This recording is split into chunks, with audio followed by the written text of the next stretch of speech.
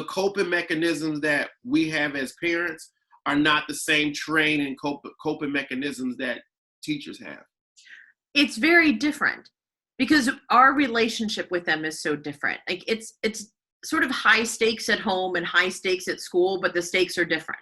Yes. Right. So at school, it is definitely, they're learning, they're getting new material all the time. They're learning how to behave. They're learning about rules and structure and following sort of societal norms. Yeah. And then at home, they're following the norms that their family has set into place. And it's a different discipline code at home. Any kind of culture, it could be anything. It could be healthy, toxic, beautiful, over nurturing. It could be so many different things. Like even in my house with me and my wife, I don't have a guilt that I keep. You know, some parents have guilt that they keep from their upbringing or whatever. And I don't have it, but my wife feels guilty about stuff. Like I feel, and me, I don't have a guilt. I just be like, we're living this life together. That's how I feel with my kids. We're living this life together.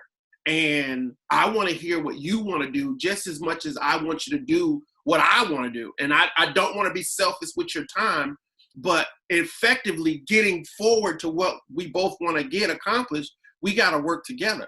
When I talk to my son, I talk to him like, hey, dude, I don't want to come in here every day to tell you to take a shower and brush your teeth or I don't want to do that. Right. I really would rather just go and get me a bowl of ice cream and play PlayStation with you, but we're not getting anything done. And you are not being productive and using your time, and I'm not teaching you anything. And he'll look at me like, yeah. I said, don't you think I want to go buy sneakers and chill and eat pizza? Somebody gonna buy it for me and bring it? Don't you think I want that life? And he looks at me like, yeah. I said, so help me. You know what I mean? Like I looked at him there, like, look at all this gray hair I got. Dude, I'm not well. I'm not. I say, dude, like I said, comedy is my outlet and my job. And I haven't done it in 3 months. I said, so dude, I'm walking around here. You notice why I keep vacuuming the floor? There's stuff going on here. So you can come vacuum my floor whenever you want. Hey, look, let me tell you, Penelope, you don't want me in your house.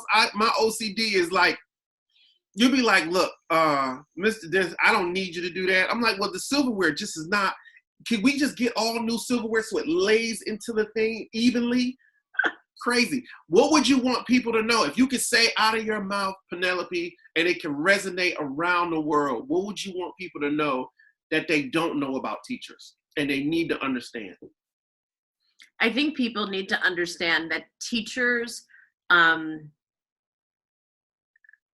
would do anything for their children, anything. We are the front line. When you send your children to school, when we do those lockdown drills and fire drills and all of those things, I'm the one standing next to the door while your kids are hiding in the closet. I'm going to take it for your kid because all of my kids know I will jump in front of a bus for them because I love them so much.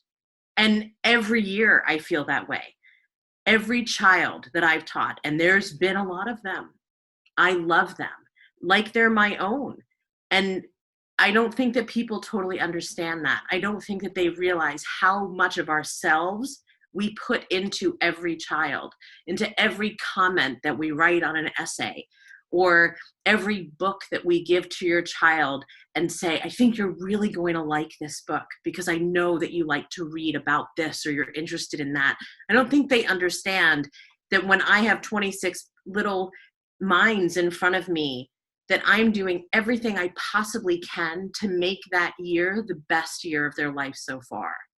And I don't think that people realize that. Yeah, I just, there's a definite disconnect that I think that's kind of coming together with what we're dealing with COVID. I think that it was what you're saying is well said, and it's repeated throughout all my interviews I've been saying, and I don't know where that disconnect is. Hopefully that with a lot of stuff going on with COVID, we can kind of patch that up, or at least we're having a different narrative and a different conversation. Let me ask you something fun. What are you doing now that you never thought you would be able to do this time of day with ease? You're like, oh, guess what I'm getting ready to do? It's like in your mind, you're like, I don't know if could I do this right now? What are you doing? What give me two things that you could do right now that you wouldn't be able to do if you were at the school. Well, that besides pee. I mean, well, that's true. Well, that's actually a really sort of bittersweet question for me because I co-direct a fifth grade play, a musical after school. Oh, cool. So on Wednesdays at this time, I would actually be sewing costumes and working on directing Annie. But wow.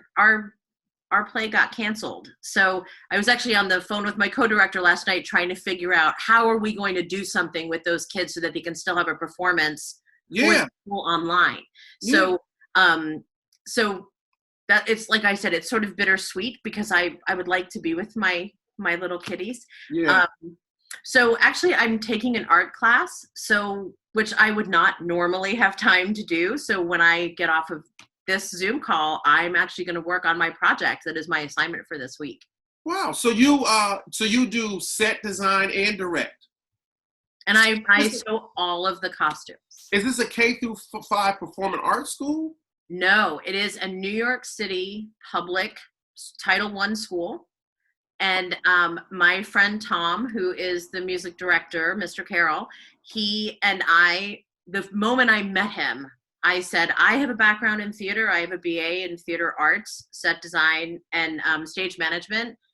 Would you want to do a play with me? And he said, sure. So about 4 years ago, we did our first production, and we actually got to perform on Broadway because we had a grant through the Roundabout Theater Company.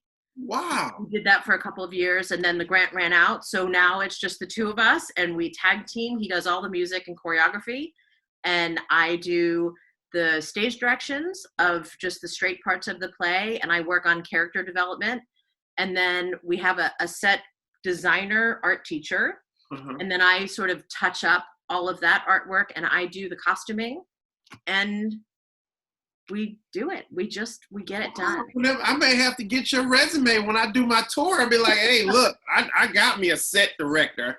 I got somebody who can do my production management. I don't need who. I don't need, because you can deal with so many different levels of stress and you have so much patience.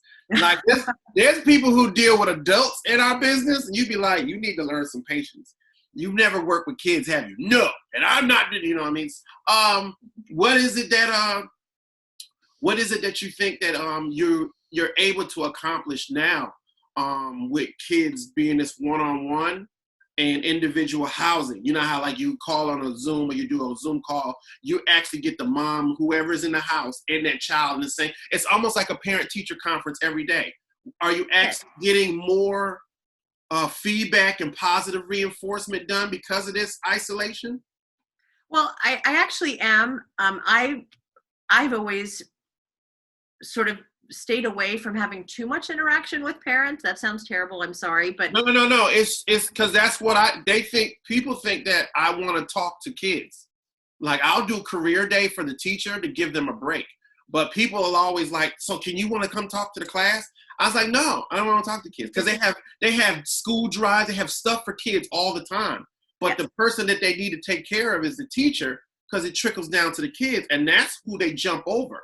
Kids get free supplies every year. They do a lot of stuff for the kids. The kids. Yeah, I understand that. But the people who need the information and the details and the supplies and the reinforcement to make sure these kids are getting this stuff on a regular basis are the teachers, and they jump over them. So half the time I'm like, They're like, it says teachers. It don't say pay kids more money. It says teachers. It says right. That's true. So I've actually had more interaction with parents, but I created an email address just for this time for the parents so that they would have access to me.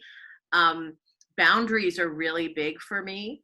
And all of a sudden I'm getting emails, 10:30 at night or messages on Easter Sunday. Can you help me with my iPad? And things like that were complicated for me because I didn't know how to react in a way that wasn't angry, because I am angry. I'm angry that I'm not with my kids. Right. And I left them to you.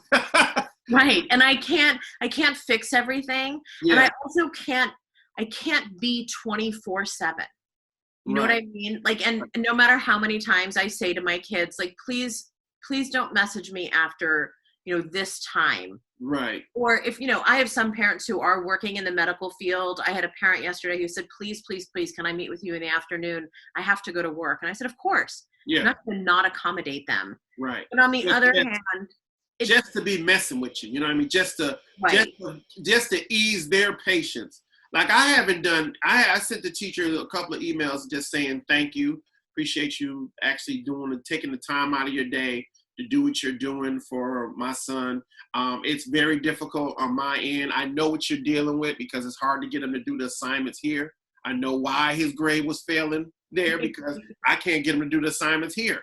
And I'm in the room, I'm down the hall from him, and I feed him. I, So I don't get a lot of those emails, but I do get a lot of some gratitude emails, partially because that my grandmother passed away in the beginning of the second yeah, week. I'm sorry to And hear that. thank you so much. That's why I said I kept asking you, are you okay? And I went on a couple of times. I saw you post something, and I was like, are you okay? Because you posted something. I'm like, Yeah, no, I was not okay. But my principal had said to me, take time off, take time off. And I said, no, I can't, because I need my kids to have this constant, and I need to have this constant. I don't want to sit alone in this apartment yeah, being sad. yeah, I want to be able to see them. I took off a half day for her funeral, yeah, and I was right back in a meeting that afternoon, in a Zoom meeting, trying to get my work done. I don't think I've processed what happened with her, and I will someday when I'm allowed to go out and hug my family again. yeah, But being with them and being very honest with them about what happened to me was yeah. actually a blessing. And where the parents reached out to me at that time and said, thank you. Thank you for sharing that with them so that they can see it's okay. And honestly, what happened was she passed away at 5 o'clock in the morning, and at 8:15, I had my Zoom class. So I got on my class, and Right. one of my little boys said, he kept interrupting my attendance. And I finally said, Alan, what is it that I can do for you? He said, can you just tell us why you look so sad today? And Wow. that was it. And then I started crying, and I told them. And one of the parents messaged me and said, thank you for crying in front of them. Thank you for letting them see that it's okay to have feelings. You're a grown up, but you can have feelings. Give me a second. Give me a second. I didn't mean to make you cry. No, it is.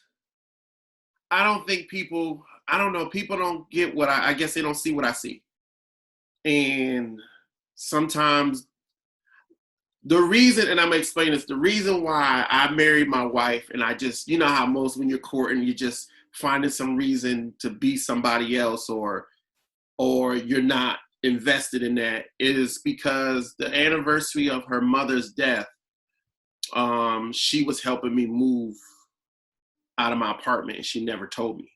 And I never knew that's what she was going through, but she put me unconditionally first. And what you just said was unconditional. Like your love for your students is so unconditional. Like it's not about, it's about them and how much you care about them, that you'll put them first over something that you don't even never dealt with yourself. Right. And the person that you lost is uno number one to you. Mm-hmm. So it just, it just hit me in the face. That's all. I was trying to, there's a couple of these I've been trying to like keep myself together. I'm like, hey man, hey, don't be on here, be no punk crying. But when you said that, a teacher, Abby Parker in New York, she's another teacher in New York, she had COVID and like bad, like it shut her down. She didn't know, she thought she was gonna die. They would not give her a test. And she found out that it's like the reason why they were able to give her a test is because I think somebody in her area, or maybe another staff, or somebody had COVID as well. She contracted it from them, I think. And she said she was sick for all of 3 days. And she said she would have Her husband stayed and he quarantined downstairs, took care of her upstairs.